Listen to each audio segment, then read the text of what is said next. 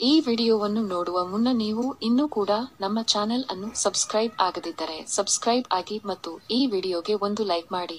ಸ್ನೇಹಿತರೆ, Lifeline Kannada GK ಅಡ್ಡಾಡಿ ಮತ್ತೊಂದು ವಿಡಿಯೋಗೆ ಸ್ವಾಗತ. ಅಪ್ಪನ ಸ್ನೇಹಿತರೊಬ್ಬರು ನಮ್ಮ ಮನೆಯಲ್ಲಿದ್ದುಕೊಂಡು ಪ್ರತಿದಿನ ನನ್ನ ಸಹಾಯ ಪಡೆದುಕೊಂಡರು. ನನ್ನ ಹೆಸರು ರಮ್ಯಾ, ನಮ್ಮ ತಂದೆಯ ಹೆಸರು ರಾಜು. ಅಂದು ನಮ್ಮ ಮನೆಯ ಕಾಲಿಂಗ್ ಬೆಲ್ ಆಯಿತು. ಹೀಗಾಗಿ ನಾನೇ ಹೋಗಿ ಬಾಗಿಲು ತೆಗೆದೆ. ನೋಡಿದ್ರೆ ಕೊರಿಯರ್ ಬಂದಿತ್ತು. ಹೀಗಾಗಿ ನಾನು ಲೇಟರ್ ಪಡೆದು ನನ್ನ ಅಮ್ಮ ಲಕ್ಷ್ಮಿ ಕೈಗೆ ಲೇಟರ್ ಕೊಟ್ಟು ಕಾಲೇಜಿಗೆ ಹೋದೆ.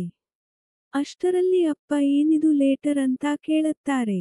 ಅದಕ್ಕೆ ಅಮ್ಮ ಬ್ಯಾಂಕ್ ನೋಟಿಸ್ ಲೇಟರ್ ಅಂತ ಹೇಳುತ್ತಾರೆ. ಮೊದಲೇ ಅಪ್ಪ ಬ್ಯುಸಿನೆಸ್ ಅಂತ ಇದ್ದು ಬಂದ ಹಣವನ್ನು ಸುರಿದು ಲಾಸ್ ಆಗಿ ಸಾಲ ಮಾಡಿಕೊಂಡು ಮನೆಯಲ್ಲಿ ಇದ್ದರು. ಆಮೇಲೆ ಅಮ್ಮ ಅಪ್ಪನಿಗೆ ಚಹಾ ಕೊಟ್ಟು ಹೋಗುತ್ತಾರೆ. ಅಪ್ಪ ಚಹಾ ಕುಡಿಯುತ್ತಾ ಲೇಟರ್ ಓದುತ್ತಾರೆ. ಅದರಲ್ಲಿ ಮನೆಯ ಮೇಲಿನ ಲೋನ್ ಇಎಂಐ ತುಂಬದೇ ಇರುವುದಕ್ಕೆ ನೋಟಿಸ್ ಬಂದಿತ್ತು. ಅದನ್ನು ಓದಿ ಅಪ್ಪ ಗಾಬರಿಯಾಗಿದ್ದ. ಮೊದಲೇ ಅಂದು ನನ್ನ ಜನ್ಮದಿನ ಬೇರೆ ಇತ್ತು. ಹೀಗಾಗಿ ನಾನು ರೆಡಿ ಆಗತ್ತಾ ಇದ್ದೆ. ಮೊದಲೇ ನೋಡಲು ಸುಂದರವಾಗಿದೆ. ಅಂದು ಮತ್ತಷ್ಟು ಚೆನ್ನಾಗಿ ಕಾಣಿಸುತ್ತಾ ಇದ್ದೆ. ಅಪ್ಪ ಎಲ್ಲಿಗೆ ಹೋದ್ರೂ ನನಗೆ ಕರೆದುಕೊಂಡು ಹೋಗುತ್ತಾರೆ. ಅಂದು ನಾನು ಹೊರಗಡೆ ಹೋಗಿದ್ದೆ. ಹೀಗಾಗಿ ಅಮ್ಮನಿಗೆ ನನ್ನ ಬಗ್ಗೆ ಕೇಳಿದ್ರು. ಆಮೇಲೆ ಅಪ್ಪ ಮೊದಲೇ ಸಾಲ ಮಾಡಿ ಸಾಕಷ್ಟು ನೊಂದಿದ್ದರು. ಅಂದು ಕೇಕ್ ತಂದು ಅದಕ್ಕೆ ವಿಷ ಹಾಕಿ ಅಳುತ್ತಾ ಇದ್ದರು. ಆಮೇಲೆ ನಾನು ಮನೆಗೆ ಬಂದೆ. ಈ ವೇಳೆ ಅಪ್ಪ ಕೇಕ್ ತಂದು ಕಟ್ ಮಾಡಿಸಲು ಬಂದ್ರು. ಅಷ್ಟರಲ್ಲಿ ಅಪ್ಪನ ಗೆಳೆಯ ಸುರೇಶ ಅಂಕಲ್ ಬಂದ್ರು. ನನ್ನ ನೋಡಿ ಖುಷಿ ಪಟ್ರು. ಆಮೇಲೆ ವಿಶ್ ಮಾಡಿದ್ರು. ಸುರೇಶ ಅಂಕಲ್ ನಮ್ಮ ಊರಲ್ಲಿ ಮನೆ ಖರೀದಿ ಮಾಡಲು ಬಂದಿದ್ರು. ಅದನ್ನು ಹೇಳಿದ್ರು. ನಾವು ಅವರ ಮಾತು ಕೇಳಿ ಖುಷಿ ಪಟ್ವಿ. ಆಮೇಲೆ ನಾನು ಕೇಕ್ ಕಟ್ ಮಾಡಿ ಸುರೇಶ ಅಂಕಲ್ಗೆ ತಿನ್ನಿಸಲು ಹೋಗುತ್ತೇನೆ. ಅವಾಗ ಅಪ್ಪ ಅದನ್ನು ತಳ್ಳಿ ಅದರಲ್ಲಿ ವಿಷ ಇದೆ ತಿನ್ನಬೇಡಿ ಅನ್ನುತ್ತಾರೆ. ಈ ಮಾತು ಕೇಳಿ ನಾನು ಅಂತೂ ಗಾಬರಿಯಾದೆ. ಆಮೇಲೆ ಅಳು ತಡೆಯೋಕ್ಕೆ ಆಗದೆ ಅಮ್ಮ ನಾನು ಅಳುತ್ತಾ ನಿಂತೆವು. ಆಮೇಲೆ ಅಪ್ಪ ಎಲ್ಲ ವಿಷಯವನ್ನು ಅವರ ಸ್ನೇಹಿತನ ಮುಂದೆ ಹೇಳಿದ್ರು. ಆಮೇಲೆ ಸುರೇಶ ಅಂಕಲ್ ನಮಗೆ ಸಹಾಯ ಮಾಡೋದಾಗಿ ಹೇಳಿದ್ರು.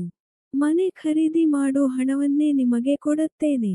ಈ ಮನೆಯನ್ನು ನನ್ನ ಹೆಸರಿಗೆ ಮಾಡಿಕೊಡು, ನಿನ್ನ ಸಾಲ ತೀರಿಸು, ನನಗೆ ನೀವು ಹಣ ಕೊಟ್ಟ ಮೇಲೆ ಮನೆ ನಿಮಗೆ ಬಿಟ್ಟು ಕೊಡುತ್ತೇನೆ ಅಂತ ಹೇಳಿದ್ರು.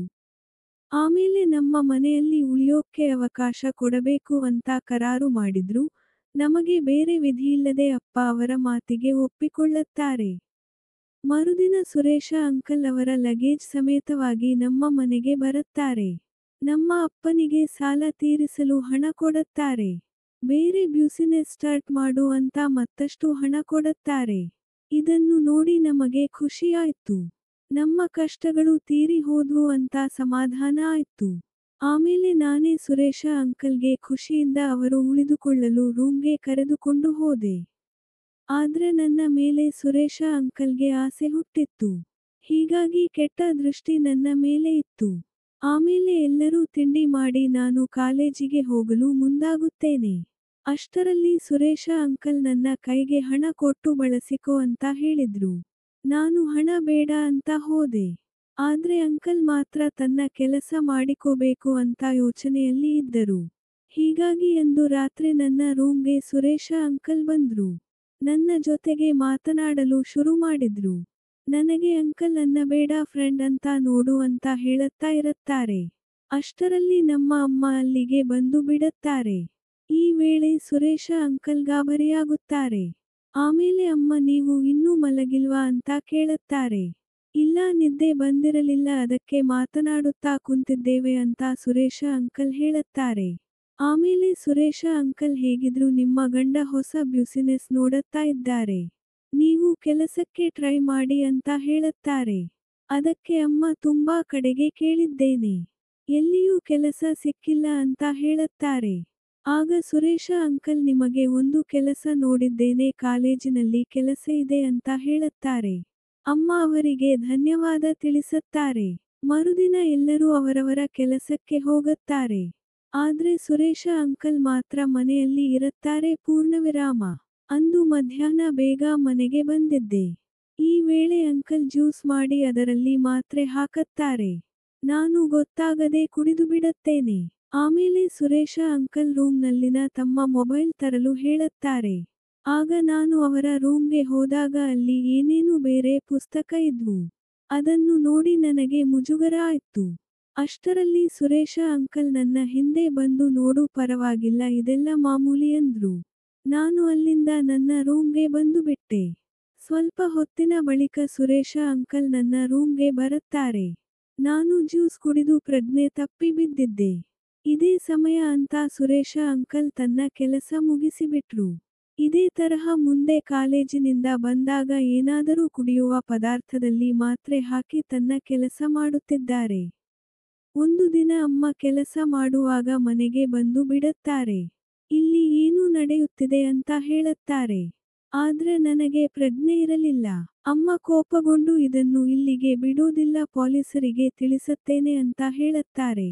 ಅಷ್ಟರಲ್ಲಿ ಸುರೇಶ ಅಂಕಲ್ ಅಮ್ಮನಿಗೆ ತಳ್ಳಿ ಬಿಡುತ್ತಾರೆ. ಆಗ ಅಮ್ಮನ ತಲೆಗೆ ಪೆಟ್ಟಾಗಿ ಅವರು ಸಹ ಪ್ರಜ್ಞೆ ತಪ್ಪಿ ಬಿದ್ದು ಬಿಡುತ್ತಾರೆ. ಆಗ ಅಮ್ಮನನ್ನು ಮುಗಿಸಲು ಅಂಕಲ್ ಹೋಗುತ್ತಾನೆ. ಆಗ ಅಪ್ಪ ಮನೆಗೆ ಬಂದು ಬಿಡುತ್ತಾರೆ. ಅಷ್ಟರಲ್ಲಿ ಅಂಕಲ್ ಗಾಬರಿಯಾಗಿ ನನಗೆ ಏನೂ ಗೊತ್ತಿಲ್ಲ ಅಂತ ನಾಟಕ ಮಾಡುತ್ತಾನೆ. ನಂತರ ಡಾಕ್ಟರ್ಗೆ ಕರೆಸುತ್ತಾನೆ. ಡಾಕ್ಟರ್ ನೋಡಿ ಅಮ್ಮನಿಗೆ ಮಾತನಾಡಲು ಬರೋದಿಲ್ಲ. ಅವರು ನಡೆಯಲು ತೊಂದರೆ ಇದೆ ಅಂತ ಹೇಳುತ್ತಾರೆ. ಆಮೇಲೆ ಸುರೇಶ ಅಂಕಲ್ ಯಾವುದೋ ಮಾತ್ರೆಯನ್ನು ಅಮ್ಮನಿಗೆ ಕೊಡಲು ಬರುತ್ತಾನೆ. ಆಮೇಲೆ ಬಲವಂತವಾಗಿ ಮಾತ್ರೆ ಕೊಡುತ್ತಾರೆ. ಮರುದಿನ ಅಪ್ಪನಿಗೆ ಅಂಕಲ್ ತನಗೆ ಮದುವೆ ಮಾಡಿಸಲು ಊರಿಂದ ಅಮ್ಮ ಬರುತ್ತಿದ್ದಾರೆ. ಹೀಗಾಗಿ ಅವರಿಗೆ ಮನೆಯಲ್ಲಿ ಬೇರೆ ಯಾರೂ ಇರಬಾರದು ಹಾಗಾಗಿ ನೀವು ಮನೆಯಿಂದ ಹೋಗಬೇಕು ಅಂತ ಹೇಳುತ್ತಾರೆ. ಈ ಮಾತು ಕೇಳಿ ಅಪ್ಪನಿಗೆ ಗಾಬರಿಯಾಗುತ್ತೆ. ಈ ಪರಿಸ್ಥಿತಿಯಲ್ಲಿ ಎಲ್ಲಿ ಹೋಗಬೇಕು ಅಂತ ಹೇಳುತ್ತಾರೆ. ಆಗ ಸುರೇಶ ಅಂಕಲ್ ಹಾಗಿದ್ರೆ ನೀವು ಏನು ಅಂದುಕೊಳ್ಳದಿದ್ದರೆ ಒಂದು ಮಾತು ಹೇಳುತ್ತೇನೆ ಅಂತ ಹೇಳುತ್ತಾರೆ.